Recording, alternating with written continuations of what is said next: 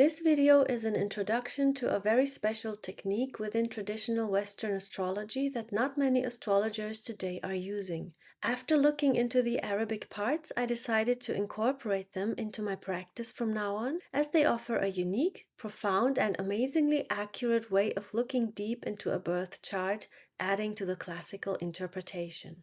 The Arabic parts, despite their name, are an intrinsic element of Western tropical astrology and were widely used during the Hellenic period. When this technique fell out of favor in the Middle Ages, astrologers from the Arabic world preserved and further developed it, thus saving it from being forgotten as astrology went through one of several phases of forced transformation induced by religious, political, and scientific paradigm shifts. The parts aren't used by many astrologers today, probably because they weren't popularized by the New Age literature and lore disseminated into the mainstream since the late 1800s and especially since the 1960s, during which time astrology became more of a pseudo-psychological field focused on navel-gazing and nebulous concepts of spiritual ascension, rather than the much more pragmatic, straightforward discipline it once used to be.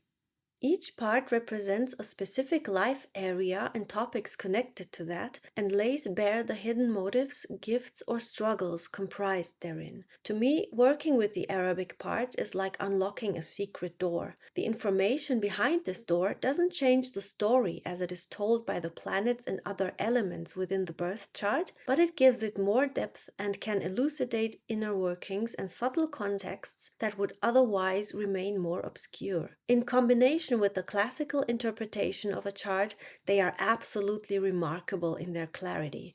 They can be used for personal as well as event or national charts. The parts, also referred to as lots, are dynamic elements derived via a mathematical formula involving one point, usually the ascendant, from which two other points are projected, meaning the relationship between two planets, for example, projected from the ascendant, reveals how they act upon the individual's physical body, resulting in the Arabic part, which holds significance as an important area of life. For this reason, it is important to have the exact time of birth or the timing of an event in order to be able to determine the parts.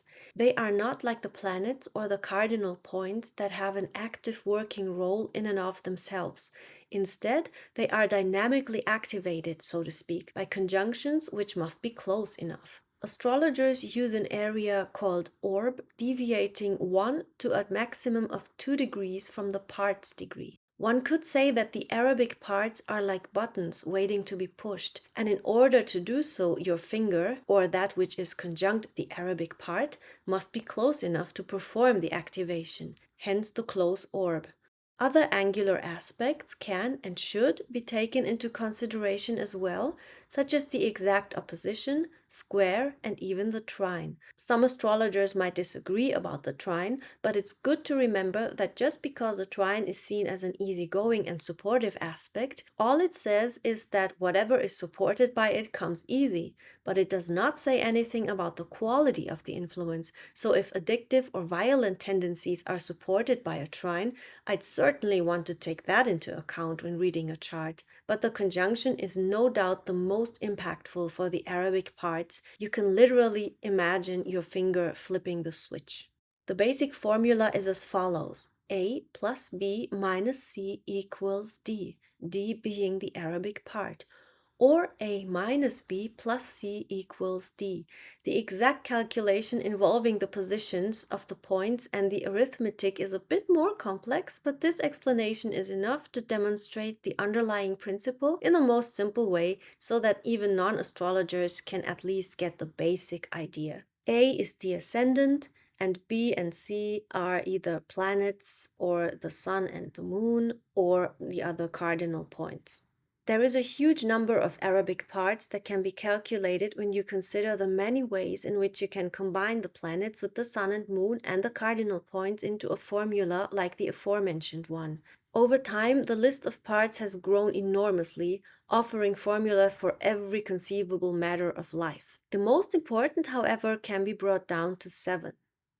The part of fortune, the part of spirit, the part of necessity, the part of eros, the part of courage, the part of victory, and the part of nemesis. Each of them is projected from the ascendant, point A, which represents the physical body. These seven parts are referred to as the Hermetic lots and are each ruled by one of the seven classical planets. No Uranus, Neptune, or Pluto involved here, because the Hermetic lots originated long before the three modern planets were discovered with the aid of the telescope. There are quite a few technical details pertaining to the formulas that I will not get into here as they might bore the non-astrologer, but anyone who is interested can easily look them up. Since all of the seven Hermetic lots are projected from the ascendant, aka the physical self, one can also say they are projected directly from the self because the ascendant represents one's physical incarnation. Which sign and house the parts are placed in, and how their ruling planet is positioned, plays a huge part in determining how their potentials will most likely manifest in one's life and act upon one's very physical body when they are activated by close contact with natal or transiting planets. The following is a quick overview to give you an idea of the basic interpretations of the parts. The part of fortune is ruled by the moon and describes the material circumstances, including one's appearance, health, public reputation, and the level of wealth one was born into. It's not something you have created yourself, but what you have been given, the material conditions you're supposed to work with or work your way out of in some cases. In a difficult placement, for example, in the fourth house in a harsh sign such as Capricorn, it can show you that you were born into tougher conditions and that your family has been losing wealth or struggling with finances, or that you might have been subjected to a lot of frugality for whatever reason. The part of spirit is ruled by the sun and represents the soul, spirituality, your dharma or purpose in life, hidden areas, your intelligence and attitude, temperament, and how you respond to the circumstances as delineated by the part of fortune. So it's the part that tells you how you're actively working with what the part of fortune has to offer you. If fortune is the stone, then spirit is the tool to sculpt it with. Spirit is also connected to mental health. The part of Eros is ruled by Venus and can relate to erotic or romantic love, but it is more than just that. It shows one's deep desires and longings, whether material or romantic, one's relationships, including friends, what makes us happy and gives us satisfaction, what we enjoy doing and experiencing, and who or what we are attracted to in order to fulfill our desires. It can also tell us something about our capacity for self-control and whether too much self-indulgence and pleasure-seeking might stand in our way. The part of necessity is ruled by Mercury and is all about your thoughts in a more socially oriented manner, such as gossip, squabbling, or legal matters.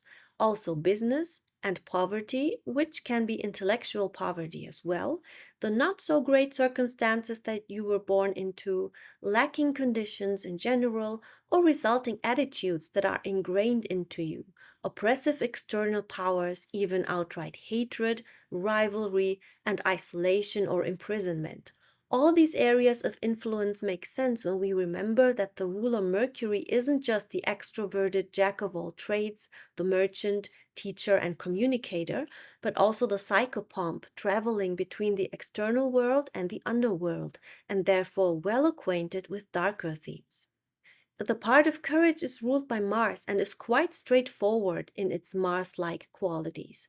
Anything you can fit into the overarching theme of courage, boldness, and competitiveness is contained in it, and also one's response to threats, how confrontational we are, how much of a hero lies within us or coward, how we deal with temptations of a sexual nature or otherwise, how corruptible we are, how we react instinctively to an external event, and, very Mars-like indeed, how well we are able to stand up for ourselves.